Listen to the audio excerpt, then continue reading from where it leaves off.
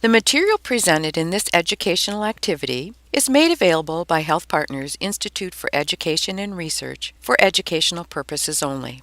The material is not intended to represent the only or necessarily the best method or procedure appropriate for the medical situations discussed, but rather is intended to present an approach, view, statement, or opinion of the authors or presenters which may be of interest to other practitioners. Do not rely on this video without consulting with other health professionals or experts in the field.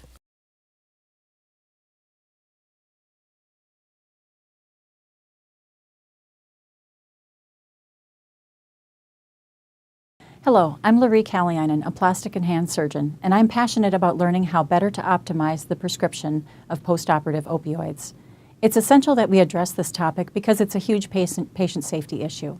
In this video, I would like to share with you a brief history of opioid use in the U.S., as well as our experience in standardizing the size of the prescriptions we write to tailor them to the hand surgery procedures we do. I will also discuss multimodal perioperative pain management strategies. These can be extrapolated to many types of operative procedures, and I invite and challenge you to apply them to your patients.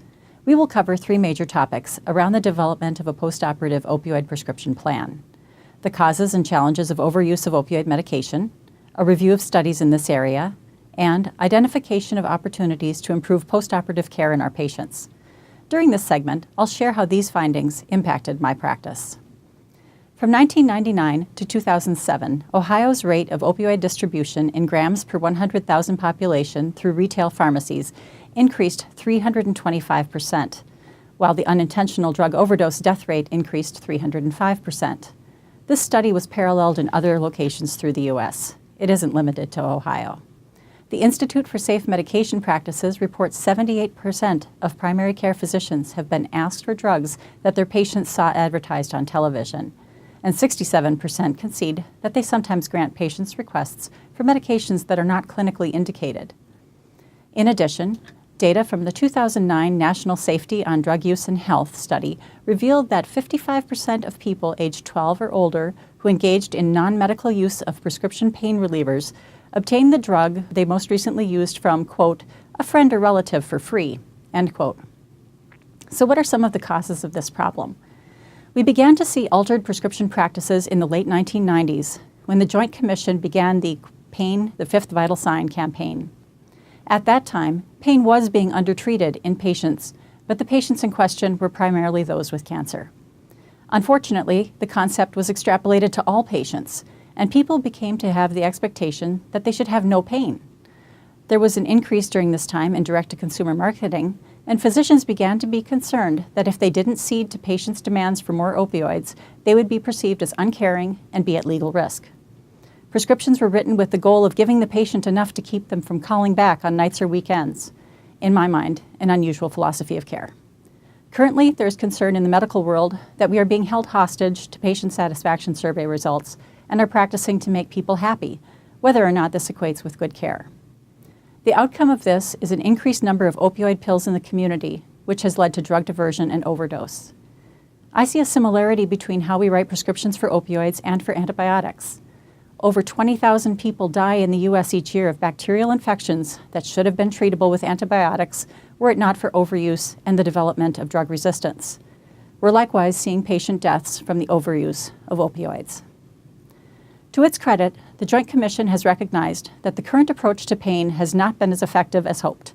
There has been a bigger push recently for multimodal pain management and management of expectations regarding pain. My interest in right-sizing postoperative opioid prescriptions began when I became aware of the discrepancies of the opioid prescription practices of the surgeons in my department. One day in clinic, I overheard one of the mid-level practitioners refilling an opioid prescription for one of my patients who had had a minor procedure. I became frustrated and asked why they were doing that for a patient who was healing without difficulty. And RN said with some exasperation, "You all," referring to me and my partners, "do things so differently. We don't know which of you wants what." I wondered if we were really that different from each other, so I asked one of our hand surgery fellows to look into the question. Our initial study looked at opioid prescription patterns among 5 surgeons for uncomplicated non-workers' compensation carpal tunnel syndrome. 30 patient charts were reviewed for each surgeon. Half of the patients for each surgeon were prescribed no postoperative narcotics. The other half received 10 to 40 pills for their initial postoperative prescription. The wide variation within and between surgeons suggested no good rationale for prescription size. We know that unnecessary variation in care leads to increased cost and complications. We'll return to my group's next steps a little later. So what does the literature show? Much of the postoperative opioid literature focuses on comparative effectiveness. This was not my interest. I am more interested in surgeon behavior. Jeff Rogers, a surgeon from Des Moines, and his 4 partners contacted patients 1 month after their hand surgery to see how many unused opioid pills remained. They were very surprised to find that over a 1-month span, almost 4,800 tablets were unused. Consider, please, the implications when expanded to the U.S. population. Dr. Rogers' group's findings were echoed by a dermatology group in Salt Lake City, Utah, which also found that 35% of their patients didn't use any postoperative opioids, and 86% of people who had opioids prescribed had pills left over. David Nelson, a surgeon in practice in San Francisco for over 20 years, has found that, on average, his patients used less than 1 opioid pill after undergoing open repair of a distal radius fracture. In my own practice of hand and upper extremity surgery, with a large proportion of trauma, people routinely say in their first postoperative visit that they used none of the opioids that I prescribed, used them only for a few days, or have pills left over. How then do we start to standardize our practices? How do we best minimize the number of unneeded and unused opioids in our communities? This is a patient safety issue directly related to physicians' practices. We know that changing practice patterns is difficult, but we must overcome the inertia. Surgeons may believe that no change is needed because their practices are safe and effective, or so they believe. Physicians may lack awareness of the risks associated with opioids. There may be a fear of change and of litigation. And there may not be awareness of or existence of best practice norms. Federal controlled substance regulations prohibit the transfer of a controlled substance from anyone that is not a registrant of the United States Drug Enforcement Administration. Pharmacies and providers are not allowed to take possession of a controlled substance prescription once it has been dispensed to the patient.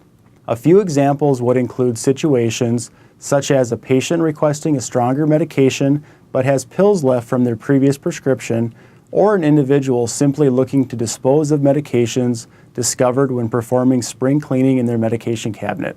Patients that bring controlled substance medications to a clinic or directly to a provider for disposal should be informed that they are unable to accept the medication.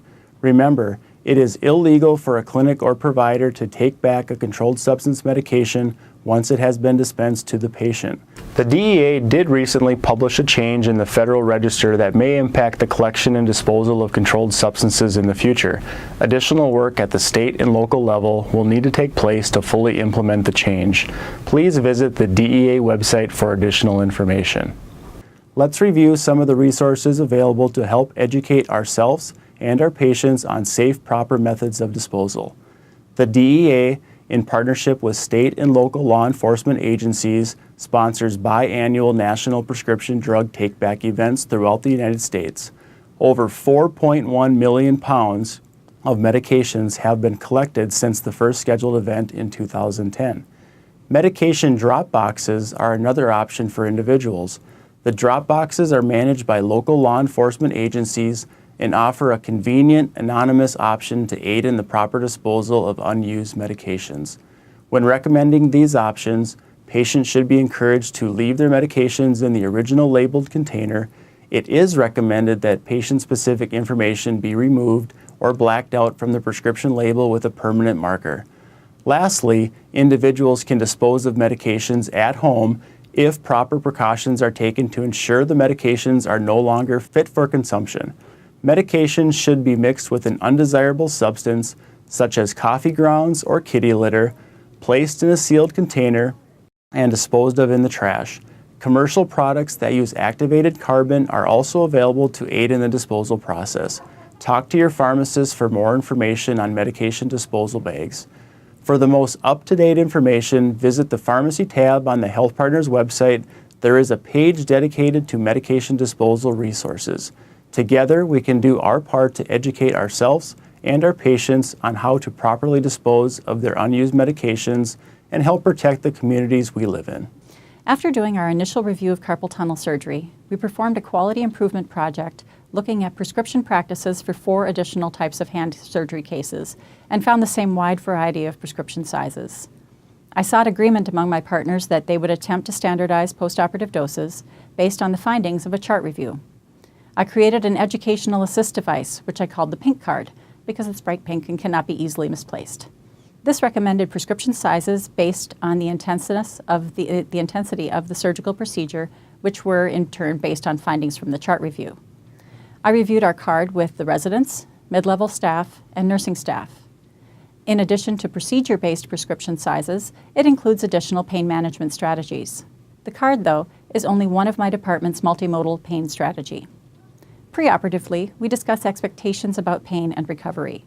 We provide patients with a pain contract, which includes probable duration of opioid prescriptions, the risks of opioids, and the caution that we will not provide night or weekend refills. We do not routinely prescribe preoperative opioids. Intraoperatively, it's important to do a local block before you make the incision. Anesthesia research has shown that the brains of patients under general anesthesia can still perceive an incision. You may wish to redose the wound with Marcaine prior to closure if lidocaine only is used pre-incision. You may also wish to consider the concomitant use of an alpha-2 agonist, such as dexmedetomidine intraoperatively or clonidine postoperatively. These are off-label uses per the FDA. Postoperatively, if not contraindicated, we prescribe ibuprofen every 8 hours for 3 days, then as needed. Tylenol can be used if not in a combination medication with an opioid. We prescribe opioids in a consistent fashion. The classic RICE protocol should also be used: ice for 10 minutes, several times an hour, rest the extremity for 3 days, then gradually increase use as permitted depending on the operation, and elevate the extremity above the heart for 3 days, then as needed. Systemically, it's important to educate and get buy-in from nursing staff and mid-level practitioners to allow us to speak as a team with a single voice. Patients do not like mixed messages. It's important to make systemic changes in our electronic health record also to reinforce practice changes. For example, we have no default prescription sizes. We changed the dose instructions from 1 to 2 PO Q4 to 6 hours PRN to 1 PO Q6 hours PRN severe pain. We added ibuprofen and Tylenol to the list of prescribed medications.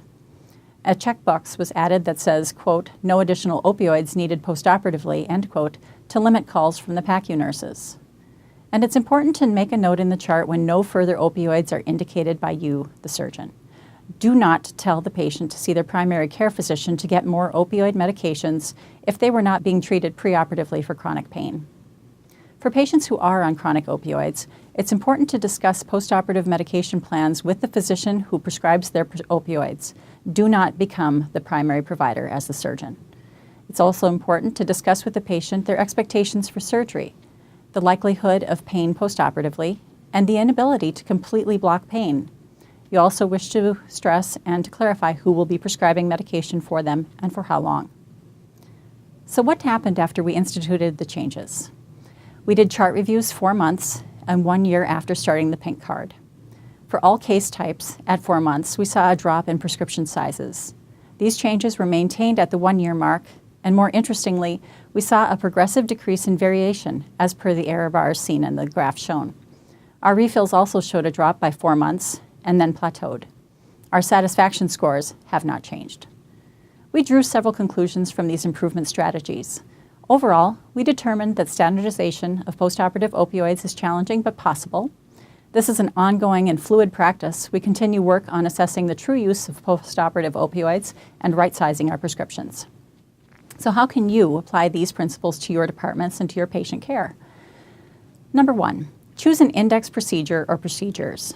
It or they should be reasonably common and performed by multiple members of your group. It's important or recommended to avoid complex multi-trauma cases or workers' compensation cases, as the added variability may make the process more difficult. It's also important to consider choosing several index cases of varying levels of intensiveness and invasiveness and operative time. Number 2, get a list of patients who had those cases done from your billing and coding staff. Number 3, review the immediate postoperative prescription size for the procedures and size and number of refills over a 3 to 12 month span, or for a set number of cases per surgeon. Number 4, Do basic statistics for each provider for each procedure type. You can look at mean, median, or mode in the number of prescriptions that were planned when you start to create your own pink card. Individually disclose the prescription patterns for each practitioner. The group should see de-identified data. Number 5, negotiate with the members of your group to come to consensus about a prescription size for the index procedure. Choose a number on the lower end of the spectrum rather than the upper. Number 6, for procedures similar to the index procedure, use the same prescription size. Number 7, 3 to 6 months later, repeat steps 2 through 4 to look for changes. Have individual discussions as indicated. Let each practitioner know their data and see if refills have changed. Publicize good news to reinforce behaviors. For procedures where the prescription size dropped precipitously and stayed low, consider decreasing the recommended size a bit further. And 1 year later, you can repeat steps 2 through 4. You can choose not to believe that this is a problem or that you have a role to play in it, but I invite you to start having the conversation with patients. Ask people after surgery how many pills they used or how many they have left. You may be surprised on how many extra opioid pills you have personally put out into the community. This also gives you the opportunity to discuss global pain management strategies and to educate patients on how to safely dispose of opioids. If you have any further questions, please feel free to contact me at Laurie K. Kaliainen at healthpartners.com. Next, we'll have a demonstration of how to handle common questions that arise in clinics when patients want opioids. Thank you for your time. Hi, Mr. Johnson. How you doing after your surgery? Well, I'm doing okay. I still seem to have a lot of pain in the hand. Okay. It won't go away. I can't seem to make it feel better. Okay. And can I see your incision? Yeah, sure. Okay. Sure. That's healing really nicely. Yeah, I know it doesn't make any sense. It looks okay, but I have pain all the time.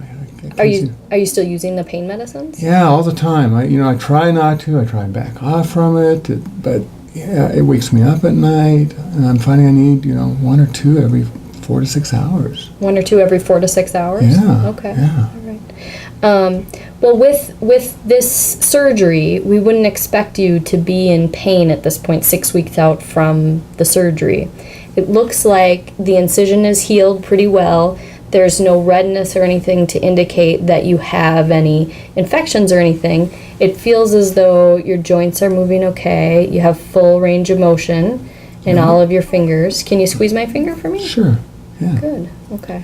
All right. I hear what you're saying. I can't seem to make it feel better. And Is the pain getting at all better? From like the date of surgery to now, is it at all better? well, sure. I mean, Okay. that surgical pain, that sharp pain that I had originally, seems to be a little better. But there's this pain in the hand, and So I don't know what to say. that means we're making progress. So if we continue to treat you with opioid pain medication at this point, there's a risk that we could make this pain worse. What do you mean by that? How's that possible? Well, at this point, we're moving from acute postoperative pain into, because we're 6 weeks out from the surgery, we're moving into a chronic pain syndrome, where the pain is the pain at this point is not expected after the surgery. And so we're moving into more of a chronic pain realm, and opioid pain medications for chronic pain are not indicated. They can make patients' pain worse, and they carry other risks like overdoses and addiction. So at this point, Addiction? What do you mean addiction? so addiction to opioid pain medications means that you've lost control over how much opioid pain medications you take in. I don't think that that's where you are right now. I don't think I'd become addicted to these. That's not the issue here. I don't have that kind of personality. I've got pain, and So I'm having trouble controlling it. anybody that takes, and like I said, addiction is just a risk, okay? It's not, I'm not saying that you have it, but anybody that takes pain medicines, like opioid pain medications like you have, over about 4 to 6 weeks or so, if they're taking it around the clock, they will develop what we call dependence. That doesn't mean that you're addicted. What it means is that if you stop taking them, your body will go through a withdrawal period. Lots of medicines. Yeah, but if I stop, I mean, the pain comes back again. Yeah. I don't feel any better. I don't feel better. Yeah. I start feeling worse again. Yeah. So I guess what I'm trying to say is that everybody that has pain medicines who's on it for a period of time, like you have been, will develop a dependence. But that doesn't necessarily mean that it's addiction. But there are risks besides addiction that we want to stay away from. And one of them is, like I said, making pain worse after that acute postoperative painful period. If we continue to prescribe pain medicines after the acute postoperative painful period, we may worsen the pain over a long period of time. Really? Mm-hmm. So what do you think we should do then? Well, I think you should continue doing the things that are making it feel better, including physical therapy and hand therapy. You can use non-opioid pain medication to help you with the pain. I tried that stuff. It doesn't work. Okay. I tried the ibuprofen. I didn't get anywhere with that. And Tylenol, it has even less of an effect. That and stuff. There are non-drug alternatives to help you treat your pain as well, like mindfulness and meditation, or acupuncture, or like I said, physical therapy and hand therapy can help too. Well, I've been to the therapist, and they've given me the exercises, and I think I've come along with them, but the range is good. I think even some of the dexterity is good. It's just this discomfort I'm having, and I think the only thing seems to be the prescription I get. It seems to help. But I don't understand why we can't just keep getting that. The longer you do those kinds of things, the better the pain will get. But at this point, like I said, we're moving from an acute postoperative pain into a chronic pain, and opioid pain medications are not indicated for any kind of chronic pain. And so at this point, we're going to stop giving you those medicines. But I don't understand. It's the only thing that works. I mean, where are we going to go from here? It doesn't make some sense. And like I said, it will progressively get better, but at this point, some pain is still expected. But we're moving from an acute pain to a chronic pain, and at this point, those medicines are not indicated. So you're saying you're not going to give me any more narcotics? Not at this point, no. I'm not sure. I think I'm going to have to go seek an opinion from someone else. I really don't think that's the right answer for me. I think I need something better than acupuncture or something like that. Okay, and you can do that. I can't stop you from doing that, but the risks with those medicines are the same. You still have the risk of addiction. You still have the risk of overdose. Well, now you're accusing me of being an addict, and I'm not sure I appreciate that at all. You still have the risk of being of continuing to worsen your pain based on the chronic opioids. But and again, I don't think that you are addicted to the pain medicines right now. I think that they're not indicated at this point. Well, I think they are. Okay. Where do we go from here? Like I said, you can continue to do the non-medication therapies, the physical therapy or the hand therapy. We already went down that road. Okay.